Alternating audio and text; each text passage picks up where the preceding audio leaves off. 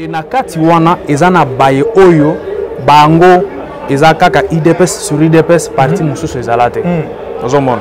Batu wana bazoko constituer classe mobimba bato oyo esprit na bango. Kopema na bango nyonso lit ya yebi kaka IDPS aibi parti mususu te. Ozana loko ko yebisa te ko convaincre ye oyo okoya koloba ke non te lelo na changer akoma na parti mususu. Classe wana esala ndenge aussi pouvoir.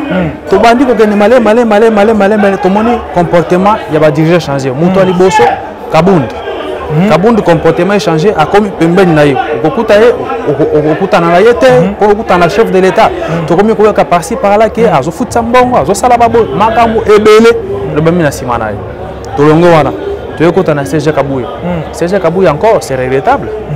Yepe abandi ko emprunter même schéma na mokonzo azalaki auti kolongwa abo tozo souhaiter yango te ndengo to ye out ko betambela to bibo classe ya ba oublier IDPS ezali classe oyo wapi ezali classe ya batu oyo ba se retrouver après avoir combattu autant d'années sacrifié na jeunesse na bango na ba vie na bango na ba na bango lelo oyo bazo se retrouver à la rue musale ezate à se retrouver attaque à un projet boba soutenir rien ba soutenir rien batouana baza baike na kati ya parti et puis ceux qui va déclarer que tenga na zana musala te chef lukela ngai musala attaque ko yebisa ke bon awa ozana compétence boyete lukelo ko moko ko sala oba ko financer to ba ko sala lukelo ko moko sala te okoloba na mutombala moko oh non ce n'est pas dit que ceux qui tozana pouvoir ba nous se ba ko sala musala wana za maloba ko komisa nango batu est-ce que za maloba na komatisa mutu tension que matisa yema ka malamu na mutema ke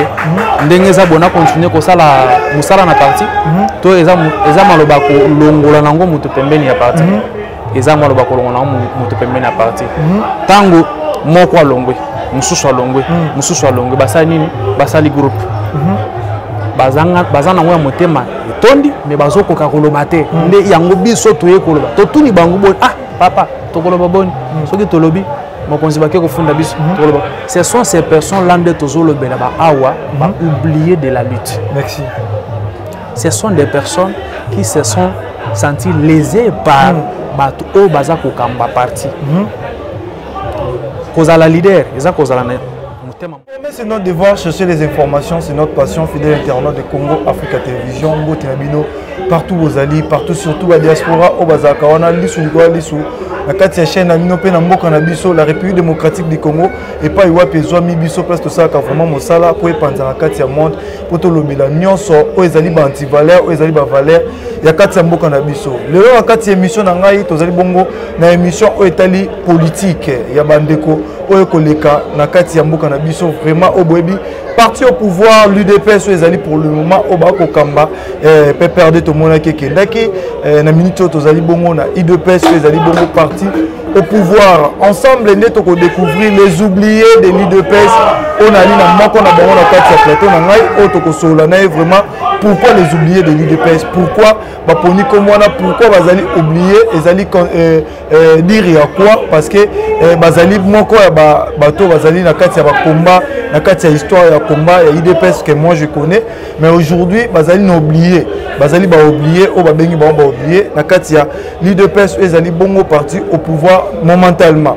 Ensemble nous allons découvrir Babiloko et Belé, restez toujours là parce que Zali premier numéro na biso au Tokoluka pour faire comprendre pourquoi Bazali oublié et IDPS et puis numéro nous Tokoya ko revenir pour na kosola enchaînement ya ko enchaîner biloko e sengeli baloba na kati o ezali parti politique na bango ensemble na bango nde tokosola na ndeko Nixon azali représenter na bango o bazali ba oublier IDPS de tokosola na restez toujours là surtout abonnez-vous massivement partagez likez benga baninga bokoto parce que ezali information ya bien bino ba diaspora o bozali pe ou moko ba oublier ya IDPS bande konabino bango auto kosoya bango pourquoi les oubliés de l'IDPS na on la Christian Louvandi a fongola biso caméra nande ko ndeko Nixon poto sola masolo nyonso o ezali na katia mouvement na bango o basali les oubliés de l'IDPS. Moi je vais appeler ça le mouvement mais je ne sais pas si c'est déjà la partie politique, c'est déjà un parti politique là je sais pas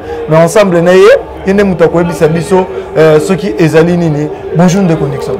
Bonjour papa journaliste, en tout cas na souhaiter mokolo malamu et puis na ko souhaiter au plus sous ba meilleur vebele merci et puis ba meilleur ve na ba congolais nyoso bazolanda biso ndeko Nixon nazali moko ya ba membre ya mouvement de legacy oazo ko défendre ba héritage oyo papa Tshisekedi atikela biso et na kati ya mouvement tozali kolobela mo makambo ebele et puis na kati ndenge lobeli tozali parti politique te mais tozali mouvement ya ba jeune au sein du parti IDPS oyo to constater moi makambo ebele zo kende bien te na bakulutu na biso ba ozo ko kamba parti yango to memeli bango to ni to ebisa bango message na biso concernant ba oyo biso tomoni malamu na mabe to koloba yango na polele to kobomba susu eloko te parce que to considérer que ndenge balobaka toujours mabe soki za na kati ya libota esengeli bokutana bovanda bayaya na baleki babenga na basolola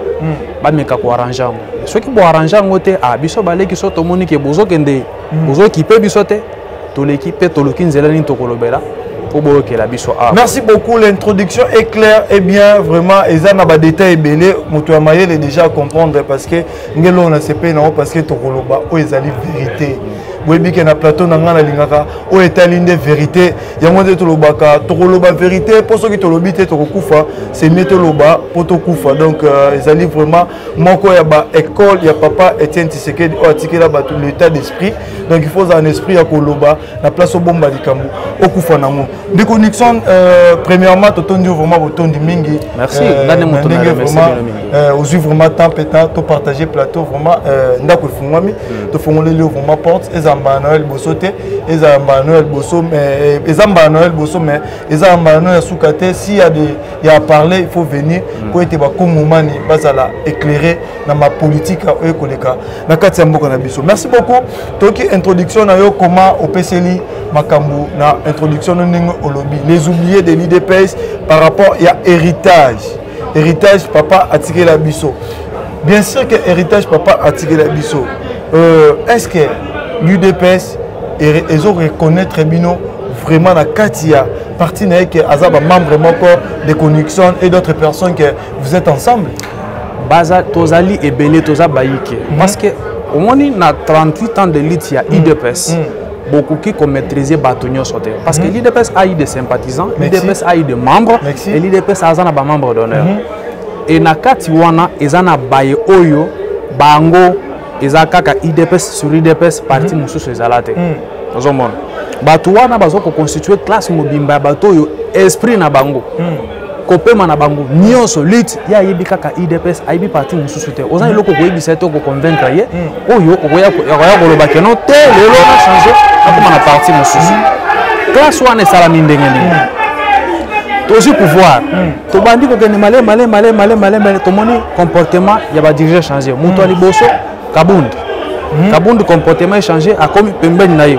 okuta na ye te ko okuta na chef de l'état to komi ko ka parti par là ke azo futsa mbongo azo sala babo makambo ebele le bami na simana ye to longo wana to ekota na CG Kabuya encore c'est regrettable yepe abandi ko emprunter même schéma na mokonzo azalaki auti kolongo aboy tozo souhaiter yango te ndengo to ye out ko betambela to bibo classe ya ba oublier IDPS ezali classe oyo wapi ezali classe ya batu oyo ba se retrouver après avoir combattu autant d'années sacrifié na jeunesse na bango na ba vie na bango na ba na bango lelo oyo bazo se retrouver à la rue musala ezate a se retrouver attaque aye na projet boba soutenir rien ba soutenir yete batu wana baza baike na kati ya parti et puis ceux qui ba déclarer que tenga na za na musala te chef lukela ngai musala attaque koyebisa ke bon awa ozana compétence boyete lukelo komoko ko sala oba ko financer to ba ko sala lukelo komoko sala te okoloba na mutombala moko oh non ce n'est pas dit que soki tozana pouvoir ba nous se ba ko sala musala wana za maloba ko komisa nango batu est-ce que za maloba na komatisa mutu tension ko matisa yema ka malamu na mutema ke ndenge za bona continuer ko sala musala na parti to eza maloba ko longola nango mutu pembeni ya parti eza maloba kolonga na mutu pembeni na parti tango moko alongwe mususu alongwe basali nini basali groupe bazana ngwa motema etondi me bazoko ka koloba te nde yango biso toye koloba to tuni bango bon papa to koloba boni soki tolobi ce sont ces personnes-là qui ont oublié de la lutte. Merci. Ce sont des personnes qui se sont senties lésées par au Baza Kokamba parti. Cause la leader, ils ont motema monene eza kozala na esprit ouvert. Merci. Kobenga bato baya kosangisa bato baya mais awa kabuya na kabundu bazolanda na nzela moko bazokobengana bato pembeni ya mokonzi ya mboka. De connexion na moni na retenir moi eloko moko na maloba na bien sûr se plaindre na marambo et tout. Est-ce que déjà combien de fois au boluki beaucoup de secrétaire a accordé bino ou soit a accordé binoté, je ne sais pas combien de fois au beaucoup de secrétaire général pour na poser canabino et combien de fois au boleki si va lettre et maman a toujours envie maman n'a profité combien de fois bomoni maman pour na ko ebisia ba biloko nyon sur la place ya ko créer déjà mouvement pour na ko pesa déjà ningi moko boye na kati ya tokoki okenda kotungisa mama te biso tolobi na totuna nanu ye moko mais de fois toya kosenga keno bayamba biso mais ezambala kati ya parti na siège ya parti ezambala muke oyo ba permetaka tomona ye amonanaka te aza lokola nakoloba te nakolobaki baza baseigneur bango nde mpo mona ye c'est difficile okozala na facilité kokoma mokonzi ya mboka mpe bakofacilité okutana na mokonzi ya mboka mais ye eza difficile c'est un secrétaire permanent. Mais c'est difficile pour le voir. Papa n'a lobby eza passi pour mon aïe, c'est difficile pour le voir. Et puis tant qu'on mon aïe, je ne sais pas ce que au lobby ne makambo o ngana zoro bana yo. Il risque même qu'à bengana on a mis son aïe. Il risque même qu'à bengana. Alors nous n'avons pas choisi à aller loin. To fingi moto tete to bi moto mabete to lobby na biso kaka boy. Ndenga zoko bengana ka bato pembeni na ye comportement ça nango sima ça nango ils ont créé une nouvelle classe qu'on appelle les oubliés de la lutte et ces oubliés là chaque jour bazo s'agrandir de to yango to ko beta tanga awa bo to lobi toujours s'adresser na ye moko na CG avant to kende pa maman pour maman za lokola moboti to ko banda ko tungisa yete mais biso entre biso na biso kulutu na baleki to solola nanu soki toyokani tosololi bien makambo tobongisi na ndenge na biso moboti na biso to épargner na makambo wana mais so tomoni ki yaya zo santé te aboyi na ye wana nde siko tokende kutana. Est-ce qu'il y a des réunions de partis politiques au abino à IDP c'est ça la maka vous participez déjà pour nous soulever pour les alliés oublier pour bakobosa na bino bakotia bato mosusu na place na bino déjà vous participez à la réunion telle que sorte ya bongo pour nous koloba na réunion so elekela rabino ndenge kana zoloba awo ndenge ba réunion pa bato ba participer na ba réunion bato baloba combien de fois bato baloba kaka et kaka na ba réunion wana nde esika ba bengana ka basusu et pas les secrétaires généraux yebisanga siko na minute wana okende kosala nini okende koboma moto po bayoka yo bien ndenge eza impossible osala yango alors biso tolobi boye lokola toza pe na voix ya média voix oyo soki ayoki to biso tozoyebisa ye voix média pe toko utiliser yango nde to utiliser voix média parce que tozolobaka mpona biso te omona nsima ya mouvement nde biso tomisi bilongi boye bato ebele baza na nsima baoyo nakoki kotanga bakombo na bango te mposo natangi bakombo na bango bakoloba asa koma dg pas tel asa koma dg pas tel refuge ya bato mingi oyo bazolongwa na IDPS ekomi parti ya Kabunda nde refuge na bango parce que au moins là-bas il se retrouve plus facilement parce que Kabunda était un ancien combattant de notre parti.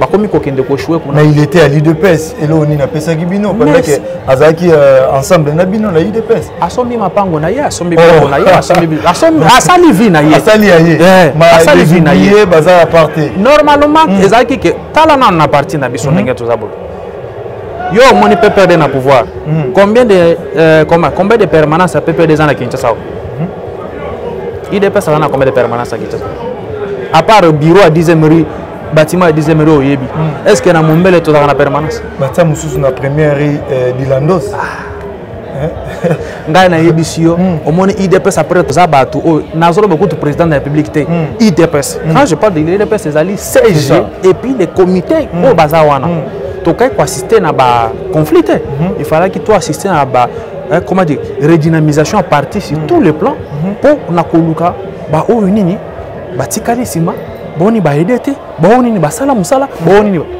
tomoni yango te papa tokomi komona kaka bazobengana oyo bazobengana oyo bazobengana oyo bazobengana oyo biso malgré babengani biso te tosi place bandeko na biso bi non non et ko continuer boyete to luka bandeko na biso to sona bon babengana le nini oh papa na senga ka musala babengani nga dans les partis politiques mais ba ko bengana bato ko bengana l'école et les gens là sont connus batona baza bato musika te bayebani ata bofundi lelo ki ono akenda ke pa kabund akenda ke pa boy l'objectif premier motozo lukana na visa la kanini ata la moi à l'aise te mais ce qui a joué le gazo lukate bozo créer na kata motema na. Mais si on peut comprendre l'échec si aujourd'hui l'UDPS a tenu l'échec ça sera le secrétaire général qui est la tête de tous ces à quoi endosser responsabilité mais kaka ye mon côté parce que parti ezali na ba département ebele il y a endosser responsabilité en tant que mokonzi bosso au chef fatigué les biso le lot toko kendo le pas fatigué pour fatiguer za mokonzi mboka mobimba mais biso en tant que ba membre de PS et il faut to kende ko tourner rapport na CG na biso bon na tika loko la papa et na tika loko tika loko kulutu responsable numéro 1 ya parti il faut to senga ba compte rendu pa na ye papa toko mi wapi ba projet na biso ezo ko faka boy misala ngo pezo mona na te toko mi wapi mais aloba ba traiter kabino ba compétent peut-être des compétences muté ko sala bongo parce que babi l'IDPS il y a des compétents bato ba lekisi tana bango na ko sala lit na sanjete bazo tan otanga te eza l'une des raisons te au secrétaire a ko bloquer les bino bato mosusu c'est la raison pour laquelle biso pe tobimi pona ko combattre loko wana obi et ça là qui biso passer comme on a que Kabund a déclaré loko moko boye oyo est réduit à partie d'un parti mallette ou parti moko ridicule. Combat sotomena wana to banda ko mener yango, on n'a pas étudié, on n'a pas fait des universités, on n'a rien comme diplôme. Donc muto zalaki na diplôme, na expérience qu'on pouvait faire confiance, ils allaient Kabund, ils allaient Kabuya, ils allaient ba o mususu wana.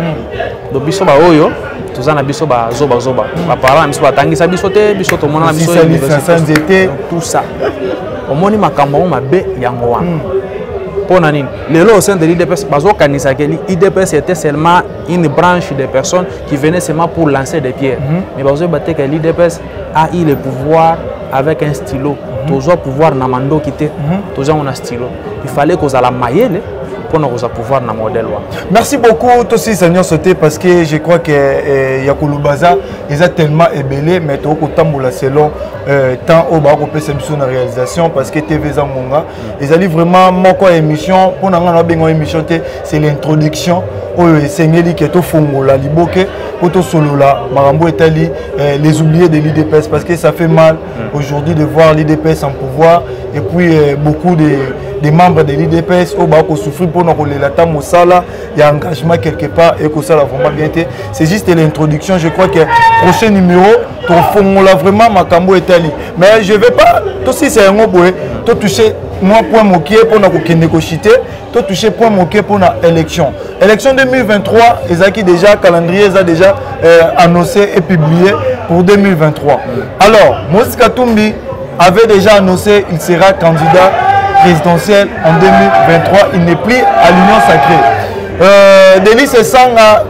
candidat président 2023 beaucoup défendent Diongo ils sont beaucoup Denis Mukwege au Bazali vraiment bongo à la tête de la présidence de la République les oubliés de l'UDPS en 2023 ceux qui toquent à lire vous allez soutenir l'UDPS parce que le président de la République a rejoint en 2023 dans l'UDPS comme candidat il y a l'UDPS. Est-ce que les oubliés de l'UDPS sera derrière le président de la République ou il va faire ce qu'il veut dans Mouto ou Esengeli pour ne pas regretter demain dans l'élection pour ceux qui vont du pouvoir? Nous partageons la même vision que le chef de l'État. Merci. Nous partageons la même vision dans mon kondiambo cannabis. Foboye baboye. Candidature nabiso ezali unique Félix Antoine Tshisekedi Tshilombo. Merci. C'est lui notre candidat. Maintenant, combat nabiso pe mususu ezali nini. Il faut que parti nabiso ezonga na mitema. Ezongis IDPS azonga à se baser parce que IDPS ezali base. IDPS ezaka parti moko maletite. IDPS eza base. Na ko toucher point Moïse Katumbi na ko zongela wana. Ko wana ko kima ngoti fona lobela. Merci.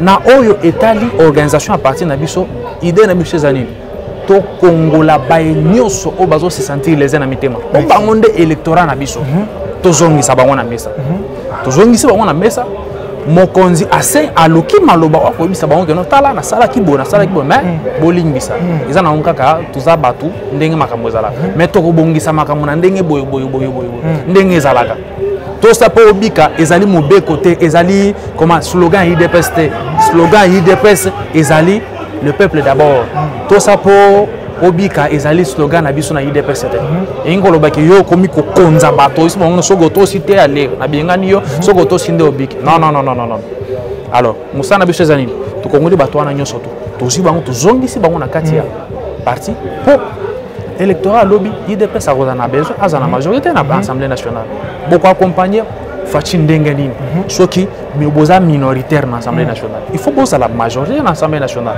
donc nous avons besoin d'une électorat moko ya monene ezala na biso poto koka kopesa mokonzi majorité dans l'Assemblée nationale nde musala obiso to kosala bon nazonga na Moïse Katumbi vous savez l'époque des girafes est déjà terminée l'époque de Yéra moko muto ko comprendre l'époque de quoi l'époque des girafes et c'est s'il est déjà c'est Félix qui a fait que cette époque là des girafes limbola ngomwa mokie po ba kongoman mususu surtout ba diaspora est compliqué pour moi mokie po to lobaka vérité to lobaka pole olimboli yango époque des girafes. Vous savez Kabila a traité Moïse Katumbi bozo mona a traité ene avec Aza Juda na wapi devant Materaza Juda ye moko pa ye na télévision le bien clair que ce gars le bien ngana Aza Juda c'est que inde Jésus voyez un peu et ça là qui bongo ba jeton l'époque des girafes ngolo bani vous voyez biso ne sika ba girafe bon étape girafe na lo bani pe ba girafe na lo bani ngalo bani tango azalaka libanda abandaki ko nyata suma ko na RDC akitaka na Zambie obina bando tala RDC voilà les points de girafe. Merci. Voilà les points de girafe. Vous avez compris. Mais Fatinda lité pour acquitter na époque de girafe aya na Congo ao. Boy bisanga eloko moko. Est-ce que Moïse Katumbi tango tokendaka libanda, tango bakendaka libanda baseba koloke sili. Asoutenaka Fachi. Asoutenaka Fachi te. Mais pour les récompenser, na ba sacrifice nyo surtout à Salaki tout ça pour soutenir candidature à Fachi. Fachi Salini abundi yemoko azonga na katambo. Fachi lui a déjà payé tout ce qu'il devait faire. C'était ça la reconnaissance que Fachi devait faire. Mais tout ce qu'il vient de déclarer ici, la déclaration, la sortie médiatique, ma camion surtout. Un événement, on se dit non, ça n'a pas de sens. Quand on a battu une partie, on a battu une organisation, avant, la déclaration s'autoproclamer. C'est déjà violé à violer Mibé Koyangwana. Ce que vous avez comme président Nabiso, pendant que Yomoguna nous a un violeur tout fait à texte. Il fallait qu'il a notifié déjà mon candidat dans l'Union sacrée, qui a l'Union Union sacrée. Il fallait qu'il senga nani parti naie ensemble. Basala, Otobengi, comment dirais-je, congrès. Il a annoncé sur France 24 et il a tweeté aussi lui-même qu'il n'est plus à l'Union sacrée. Nde banga motozo boya ba makambo bakabundu oya ko informer biso na ba réseaux sociaux. Yo zo lingo koma mokonza ba congolais. Est-ce qu'il faut que ndo ko no sango na ba comment dirais-je na média libanda. Luka top Congo. Lupata tense ba benga na kasumu tote.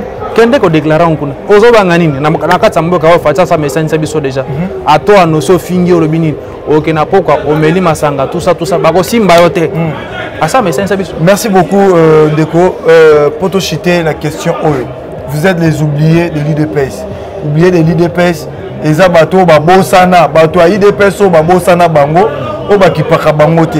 Aujourd'hui, le sénateur Avi Joseph Kabila, o azali mwana ya mboka, aluki azongisa bongo libaya pour la élection 2023 présidentielle. Il a cherché les oubliés de l'IDPS pour venir le soutenir, travailler, lutter pour que ceux qui en 2023 c'est bon, les oubliés de l'IDPS, vous en parlez là-bas. Vous allez accepter ou vous allez refuser parce que c'est la politique. Je ne sais pas. Je sais que dans le média, ça peut être difficile de dire oui. Mais Quant à moi, quand vous êtes les oubliés de l'IDPS, ça peut être oui, je ne sais pas. Votre opinion, ça sera quoi si vous êtes proposé? Rien que seulement Kabila, ou soit dans d'autres partis politiques, on a des Martin Fayoulou, on a des Denis Sanga, on a des Franck Diongo, on a des tout là. Si il vous a proposé de venir à côté d'eux pour que vous luttez vos pouvoir, réaction à mieux années. Parce que tu es seul, même sur réaction, c'est différent. Na lobby boy. Bon, na ko ba concerné kan ngamoko. Ceux qui par erreur, bon, comprends-moi, par erreur, to Kabila, to Katumbi. Même pour venir, je ne viendrai pas. Je ne viendrai pas. Pourquoi? Parce que et qu'on poussait na lutter contre Fachi. Les images restent. Oui. La bombe éternellement. Na lobby boy, na lobby on a répété Kabila, Katumbi. Derrière Bazana Bakaka. Et puis ce sont des personnes à la nationalité douteuse. Oh, toyebi tata te, toyebi mama te, oh, kuna bodon, makambo compliqué, famille bizarre. Les deux personnes là, ce sont les deux personnes qui nous ont créé des problèmes dans ces pays. Et ça, pour moi, c'est déjà. Et là, comment on a ça là? Je ne pourrais pas aller. Oh non, il y a qu'à travailler, tout ça là-bas. Je ne viens pas. Même si c'est 1 million. Merci beaucoup, c'est vraiment clair, à éclaircir Bisso vraiment.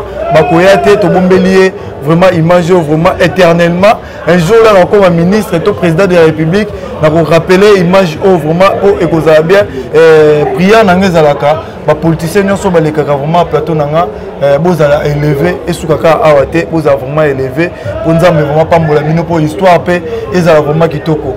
Donc, Totondo Botondi Mingi, merci vraiment.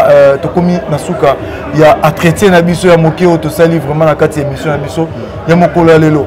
Lilobani, au Koloba, il y a qu'on mobiliser les sous de Konabino, au Bazaï, ba oublier à IDPS, au Bazoé Banzela, au Bakoko Kendete, au Nape Moni Binoté. Ni ne ko bisa ba diaspora partout dans le monde on peut pas oublier parce que ba diaspora belé peut pas oublier na kati ya IDPS lilobana nini okoki loba poto to chiter numéro on a numéro no ya téléphone ce qui est important liloba otokoki koloba ezabo na minute oyo tozana na mise en place oyo sengeli to sala mise en place ce que si nous allons inviter tout le monde ba rejoindre biso to ko tikela ba contact comme ça ba contact wana ba tona ba kubanda ko contacter biso par rapport à ça. Comme nous avons mise à jour, mise en place facilité, nous avons mise à jour toujours terre pour si les émissions qui viennent, nous avons contact, tout ça. Merci beaucoup. Tu évites à couper ça contact aux alliés personnels. On a mais l'ilobasuka on a en tout cas, na ba onyo so baza kota la biso. Eza na Congo, eza la ailleurs. Mouvement de legacy et c'est botami. Oye kolobela intérêt ya ba congolais au bazali au sein de l'IDPS. Onyo so azali lésé. Onyo so azo se sentir que bazo considérer été biso to zali wana. Pona koloba. Au sein du parti, to appelle la voix ya bato bazangi voix wana. To koloba yango, to ko dénoncer yango, to ko yebisa mokonza mboka nana zo kamba mabe. À trouver les biso solution. Merci beaucoup. C'est ça. Merci beaucoup aux qui tellement ébélé ya kolanda biso vraiment bosimba ete bazali moko o bali na likanisi ya malamu mais o babosana bango na kati ya IDPS ce sont des licenciés, ce sont des gradués, ce sont bato maele o bazali bazo mériter na place sur esengeli mais ba ko se retrouver te maguye ko salama na secrétariat ya IDPS ndenge selon ba accusation ndenge za. To ça qui vraiment ndeko o to sali mo introduction moké on a un numéro, je crois que beaucoup découvrir bango vraiment malam na o ezali et na kati wana ezana baye oyo bango ezakaka IDPS sur IDPS parti mususu ezalate ozomona bato wana bazoko constituer classe mobimba bato oyo esprit na bango kopema na bango nyonso lit ya yebi kaka IDPS aibi parti mususu te ozali loko ko yebisa to ko convaincre ye oyo okoya koloba ke no te lelo na changer akoma na parti mususu classe wana esalami ndenge nini tozi pouvoir tobandi kokende male tomoni comportement ya badirige changer moto aliboso kabundu comportement échangé a komi pembeni na ye okokutana na ye te okokutana na chef de l'état tokomi koyoka parci par là ke azofutisa mbongo azosala babo makambo ebele lobami na nsima na ye tolongo wana toyokota na CG Kabuye encore c'est regrettable ye pe abandi ko emprunter même schéma na mokonzo azalaki auti kolongwa abo tozo souhaiter yango te ndengo to ye out ko beta mbela to bibo classe ya ba oublier IDPS ezali classe oyo wapi ezali classe ya batu oyo ba se retrouver après avoir combattu autant d'années sacrifié na jeunesse na bango na ba vie na bango na ba na bango lelo oyo bazo se retrouver à la rue musala ezate a se retrouver attaque aye na projet boba soutenir rien ba soutenir yete batu wana baza baike na kati ya parti et puis ceux qui ba déclarer que tenga na za na musala te chef lukela ngai musala attaque koyebisa ke bon awa oza na compétence boyete lukelo komoko ko sala oba ko financer to ba ko sala lukelo komoko sala te okoloba na mutombala moko oh non ce n'est pas dit que ceux qui sont na pouvoir ba nous se ba ko sala musala wana za maloba ko komisa na ngobatu est-ce que za maloba na komatisa mutu tension que komatisa yema ka malamu na mutema ke ndenge za bona continuer ko sala musala na parti to eza maloba ko longola nango mutu pembeni ya parti eza maloba ko longola nango mutu pembeni ya parti tango moko alongwe mususu alongwe basali nini basali groupe bazana ngo ya motema etondi me bazokoka koloba te nde yango biso toye koloba totuni bango boni papa tokoloba boni soki tolobi mokonzi bake kofunda biso tokoloba ce sont ces personnes là nde tozolobela ba awa ba oublier de la lutte. Merci. Ce sont des personnes qui se sont senties lésées par batu o baza kokamba parti kozala leader eza kozala na motema